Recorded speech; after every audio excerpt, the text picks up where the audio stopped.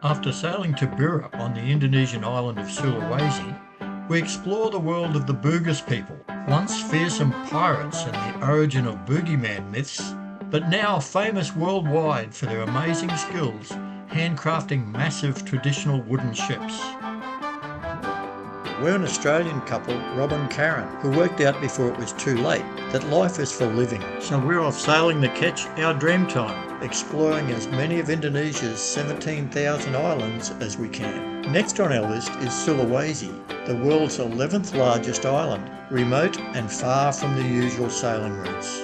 Its coastline boasts golden sand beaches and hundreds of offshore islands for us to discover, along with many diverse cultural groups. Come along on our journey as we make the most of every single day in Series 5, Dreamtime Sulawesi.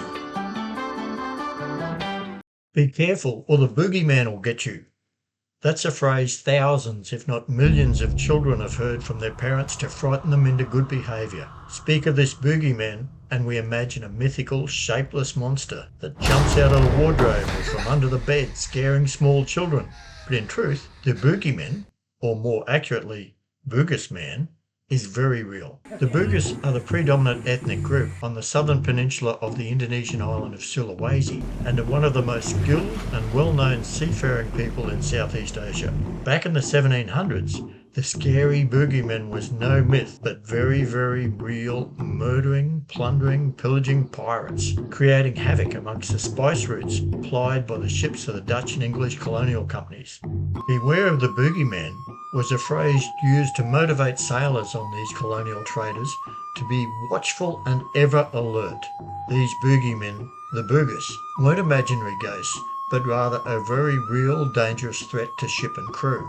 Fortunately, the modern-day Bugis are no longer fearsome pirates, but are still master mariners and skilled shipbuilders, almost totally responsible for Indonesia having the largest fleet of timber cargo ships in the entire world. There is now also an impressive fleet of traditionally constructed timber sail and motorboats, catering for the exploding adventure tourism and liveaboard dive markets. We first experienced the Pinisi ships of the Bugis people in 2009. We had just become empty nesters, sold our big family home to downsize, and decided to spend some of the proceeds on a special holiday. And special it was. 10 days aboard a beautiful luxury Pinisi schooner called Puri, exploring the Flores and Komodo areas of Indonesia. It was one of the most amazing experiences we had ever had. As it turned out, the Dutch owner and his family were on board, having their last trip on the boat before she was to be sold to a major tour company.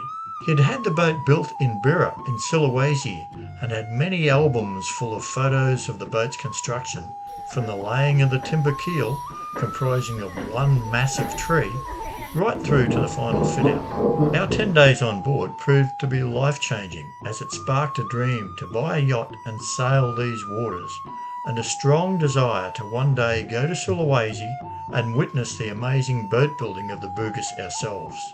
Just 18 months later, we sailed from Australia as crew on a Beneteau 57 with the 2011 Indonesia Rally. And now, after sailing over 30,000 nautical miles in many different areas of the globe, here we were in 2024, not only back in Indonesia, but anchored on our own boat just outside Bira Harbour, right where Puri was built. So maybe the boogeyman did get us. We felt so fortunate to be able to visit a number of the beaches around Bira and observe Pinisis of all types and stages of construction being built, just as the one we fell in love with had been. Launched in May 1997, Puri was one of the original ships built in the traditional way for the tourism market. Many more have followed in the years since. In fact, the vast majority of the Pinisis we're now seeing under construction in the area were designed to carry guests rather than cargo. All the Bugis shipbuilders were very welcoming and let us wander over and through the boats. This is going to be a magnificent boat. The craftsmanship is just astounding, and just the sheer volume and size of it. Oh boy, I hope there's a lot of tourists for this one.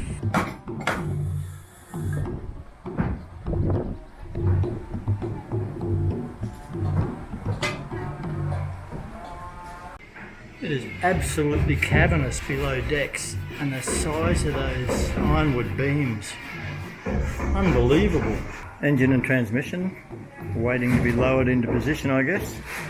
In the aft of the vessel is what is obviously going to be 2 staterooms, and magnificent. That'll be private bathroom, the actual aft cabin. The wall is the centre line of the ship, so there's an identical one on the starboard side, and then your own private balcony out here, right on the stern. I would love to see this ship completed and just see exactly how it turns out. Fantastic. I'm in awe, absolutely in awe. So this is the ironwood. This is what all of the beams and the keel and all of the strong parts of the boat and the hull itself is made out of. And there we see piles of just red teak.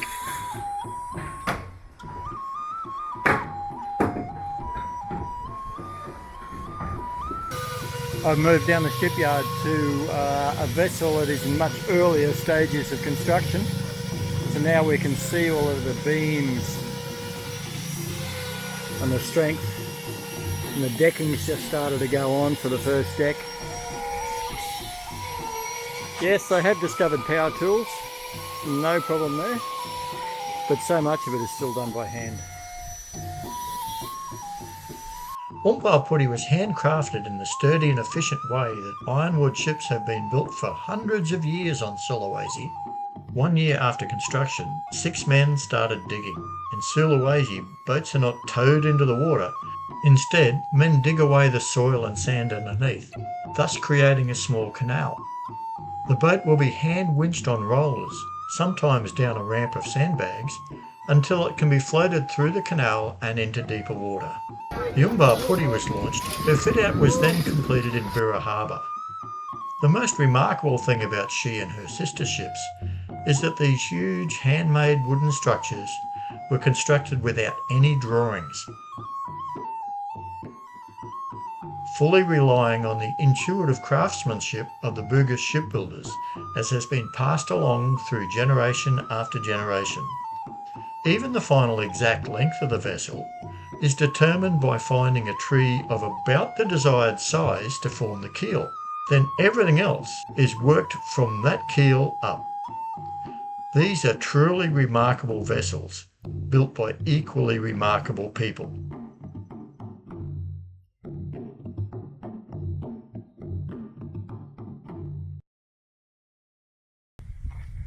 What we've discovered here at Bira is that the area had a thriving tourist industry, which was made up predominantly of foreign tourist Westerners through till the early 2000s and mid-2000s. Then apparently it came very popular with the domestic tourists from other parts of Indonesia.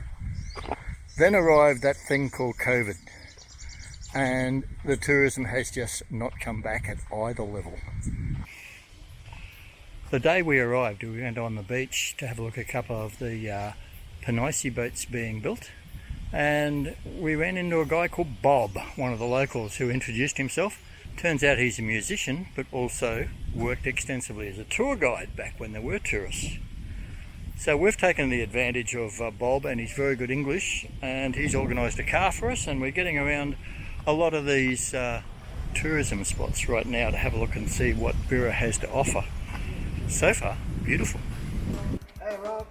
Hi Bob, this is beautiful. Yeah,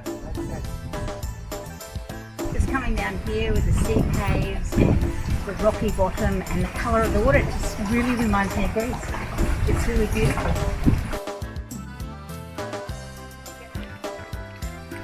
The water clarity here in Bira is just absolutely astounding.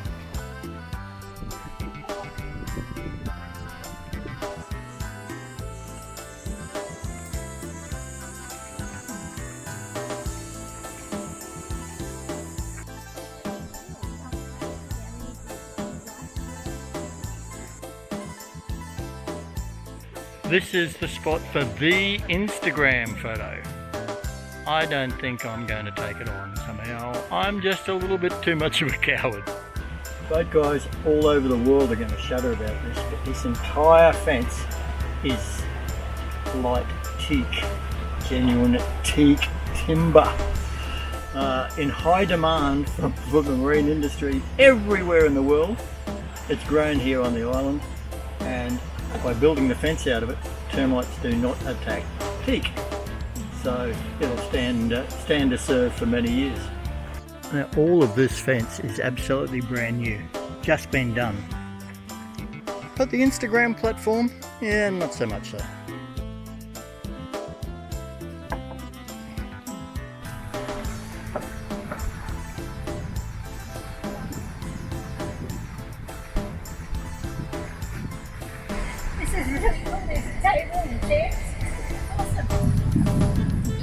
What a place for a picnic!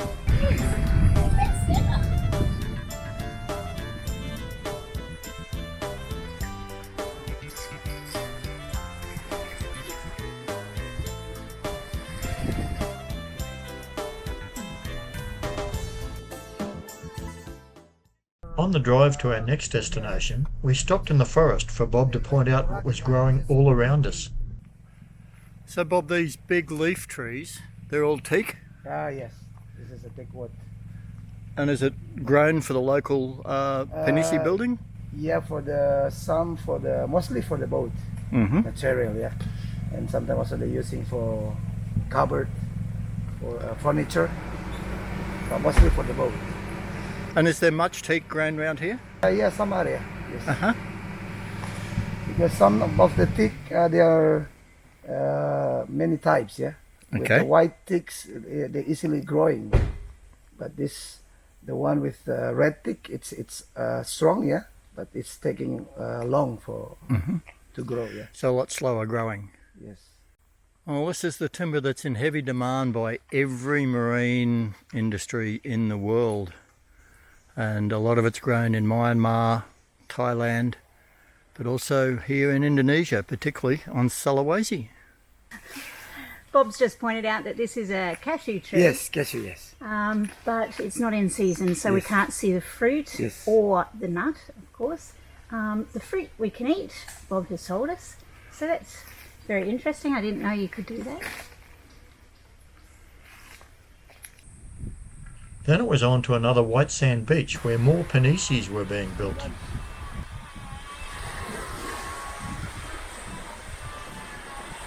We also made a stop at a limestone cave that had been used as a tomb, as is still the culture in the Highlands Tanah Toraja region of Sulawesi. At some time past, the roof collapsed and it's all on the floor of the cave. The cave does go a fair way back past the collapsed roof into the darkness. But it's so much cooler down here than up at surface level. And here's a stalagmite, I can never know which one's which, under construction as the water drips through from the cave roof. All that remained in this cave were the remnants of some ancient coffins. Well, I think this is the first time we've videoed you with coffins, Karen. I think so. We have been into a number of caves, but this one's interesting, as in this one was where they used to bury their dead or leave their coffins. And this one, as you can see, is quite intact, and the top of it is very much like the gable of the roof of the traditional houses. After lunch at, you guessed it, a Pinisi-themed restaurant, it was off to our final stop of the day, another favourite picnic spot for the locals, also complete with its own Pinisi replica.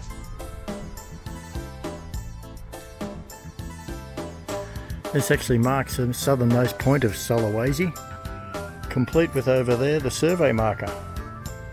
A couple of days ago we sailed through here where the two currents meet, and we commented that it would probably be a good place to have a fishing line out. And even here from the point we can actually see big schools of fish just working down there where the two currents join.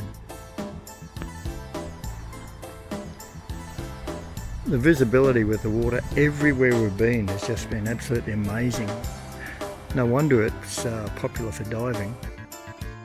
From where we were anchored outside Bira harbour on the northeast side of the headland, It's a relatively short walk through town to the southwest side. We'd heard there were more beautiful beaches over there, so we thought we really should check it out before we sailed further north. We timed things to have lunch by the beach, which seemed like a great idea, until the late morning sun really started to bite. We're about 4 degrees. 4 degrees from the equator, that is. We're not 4 degrees in temperature, we're about 50 degrees it feels. And the only place you can get air conditioning is the ATM. So I'm off to cool down. Do you need any money?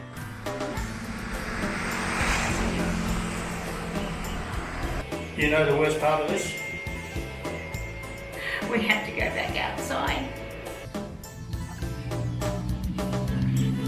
It was well worth it though, as we dodged the local goats, checked out the traditional houses and homestays,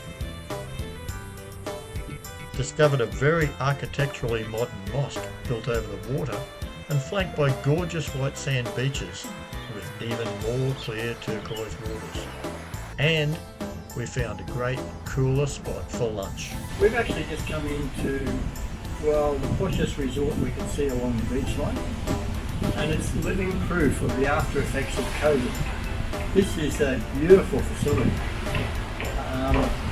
There's just nobody here. We're sitting down to lunch where a main course is $3.50 Australian. By the pool with this gorgeous white sand beach and turquoise waters in front of us.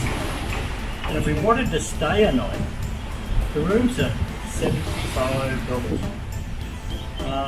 Try that in Australia. This is absolutely gorgeous here, but talking to some of the locals, just nothing has really recovered since COVID. So it's such a shame. It's such a beautiful, beautiful place. Oh, it's a gorgeous place, isn't it? It's so quiet. It feels like a ghost town. Beaches are beautiful, the water is stunning. There's nobody here. Join us next time as we sail further north into areas of Sulawesi very rarely visited by cruising sailboats. Beautiful islands, beautiful people, a storm or two, and a great adventure as we head towards Palopo, our gateway to the Highlands and Tanah Toraja.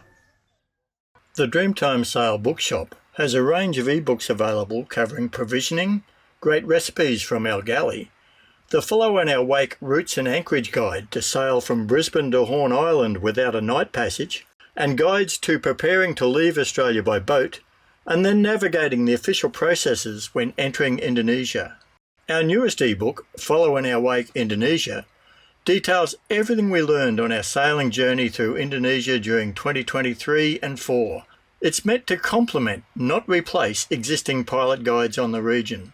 While those pilot guides and boating apps are valuable, our ebook includes details on local attractions, local contacts for assistance, and practical tips like fuel station and market locations. Our goal is to provide a comprehensive guide for sailors and travellers, akin to a lonely planet for the sea. Our travels have taken us to the most popular Indonesian locations, as well as lesser-known areas generally not visited by the sailing community.